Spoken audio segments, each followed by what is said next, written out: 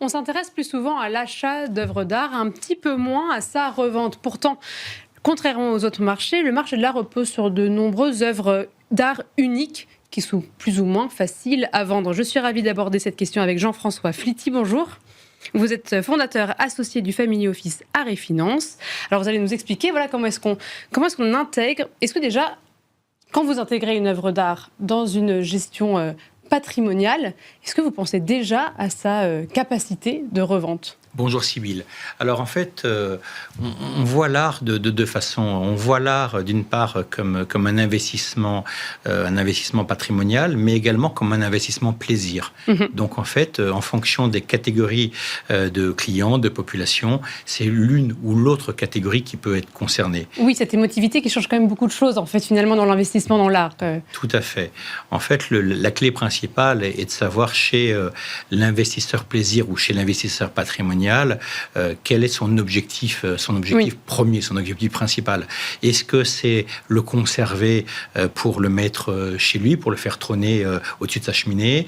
Est-ce que c'est de le mettre au coffre et de le transmettre comme on transmettrait un patrimoine financier ? Ou est-ce que c'est tout simplement un investissement financier avec, cette fois-ci, un besoin de liquidité ? Puisqu'un investissement financier, l'idée, c'est de faire une plus-value, de faire un gain le plus rapide possible, le plus important possible. Et là, effectivement, la liquidité est un critère essentiel.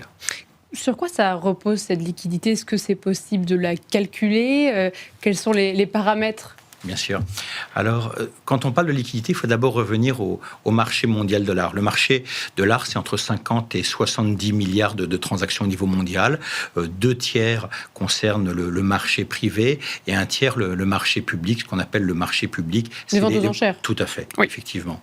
90% des transactions sont réalisées sur des œuvres peintes après 1874, ce qu'on a le Soleil levant de Monet, qui est le début de la période impressionniste. C'est très important de voir à partir de quand démarre cette volumétrie en termes d'art contemporain. Les artistes du XXe siècle ont été très très prolifiques. On peut parler de Picasso, on peut parler de Warhol, on peut parler de Basquiat. Et effectivement, la profondeur du marché de l'art un des critères principaux de cette profondeur, ça va être l'alimentation en termes de montant d'œuvres. Combien d'œuvres chaque artiste a produit. Exactement. Un deuxième critère important, c'est est-ce que ces œuvres sont muséales, c'est-à-dire est-ce qu'il y a une reconnaissance de la part des musées, est-ce qu'il y a une reconnaissance de la part du marché, des professionnels, de la part des investisseurs, des collectionneurs, des institutions, etc. Exactement. C'est un autre critère important. Le troisième critère, effectivement, sur la liquidité, c'est le montant, le quantum. Et on s'aperçoit que plus de 50% des transactions au niveau mondial est constituée d'œuvres à partir d'1 million de dollars. Donc ça, c'est très important. Et que 80% des transactions se fait sur des œuvres dont le montant minimum est de 50 000 dollars. Donc ça, c'est des... Alors ça, ce sera sur quelle... c'est-à-dire, quand vous parlez de ces transactions, c'est n'importe quelle transaction, c'est-à-dire en galerie... Je parle d'art contemporain. D'accord. Pour parler des galeries, c'est une très bonne remarque. Pour parler des galeries, il faut savoir que le stock moyen des galeries, 80% des stocks des galeries tournent en moyenne tous les 2 ans. D'accord, oui. Effectivement, je vous donne des chiffres parce que notre structure qui s'appelle Art et Finance, qui est un multi-family office de l'art, notre structure est là pour accompagner nos clients, nos investisseurs, nos amateurs d'art, pour les aider, soit dans le conseil à l'achat, à la vente, le leasing, le mécénat, le transport d'art, le stockage d'art. On a créé un 360 autour de l'art. Et puis, sans oublier un certain écosystème, on a créé l'ABC de l'art, l'Art Business Club de l'art, c'est-à-dire un écosystème de néophytes ou de personnes beaucoup moins profanes. On se retrouve ensemble pour justement parler d'art, rencontrer des artistes, faire des expositions. Et cet écosystème est assez atypique dans le monde de l'art. Pour revenir à votre critère de la liquidité, on a parlé parler effectivement de quantum, de montant, mais d'autres critères sont également très importants. Plus une œuvre est imposante, plus une œuvre elle est grande, plus elle prend de la place, moins elle va être liquide. Bien sûr. Un autre critère en termes de liquidité est sa propriété, l'origine de propriété. Est-ce qu'on peut trouver facilement toute la chaîne de propriété depuis maintenant, on va dire, plus d'une centaine d'années, notamment de la période avant-guerre et puis de la Deuxième Guerre mondiale, puisque effectivement cette reconnaissance de propriété est importante pour la liquidité. Et puis un troisième critère, c'est l'état de l'œuvre. Un autre critère, donc l'état de l'œuvre, est-ce que l'œuvre est en bon état, est-ce qu'elle a été abîmée? Donc finalement, l'art contemporain, des œuvres muséales, un certain montant, un droit de propriété, un chaînon dans le droit de propriété, et bien entendu l'État, etc. Exactement, l'État. Non, mais tout ça, c'est fondamental de regarder toute. En fait, voilà, pareil, le 360 d'une œuvre, dans quel marché elle se situe. Juste pour qu'on sache par rapport aux autres actifs qu'il y a dans un portefeuille, est-ce que l'art, c'est considéré comme la chose, on va dire, la moins liquide par rapport aux autres? Comment vous situez ça? Alors non, pas du tout. En fait, l'art fait partie, c'est une classe d'actifs, une classe de diversification. En fait, si elle est bien achetée, si elle est achetée à son juste prix, eh bien, elle sera liquide parce qu'elle pourrait être revendue et elle pourrait être bien revendue et donc bien liquide si effectivement tous les autres critères qu'on a évoqués sont pris en compte.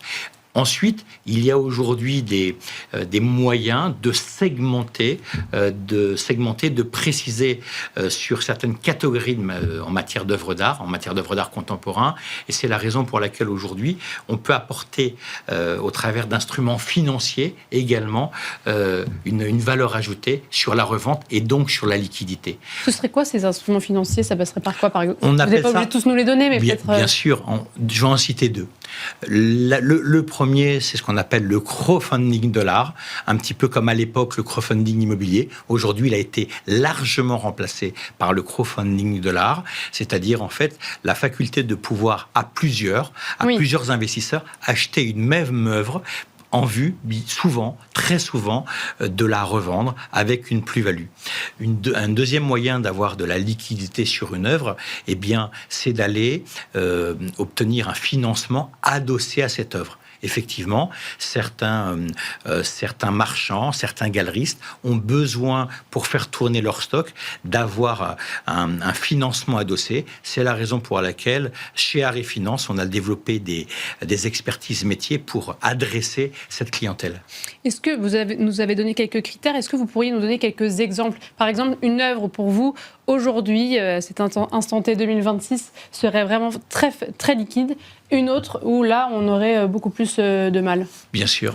Alors, très, très pragmatiquement, dès lors que vous êtes sur ce qu'on appelle des masterpieces, c'est-à-dire des œuvres d'art dites muséales, on va parler de Picasso, on va parler de Renoir, on va parler de Basquiat, on va parler d'œuvres qui ont d'une grande profondeur en termes de volumétrie. Et puis même d'histoire de vente peut-être. C'est vrai que des ventes aux enchères d'œuvres de Warhol, ça fait quand même on a un bel historique, quoi. Exactement, c'est un critère important dans la liquidité.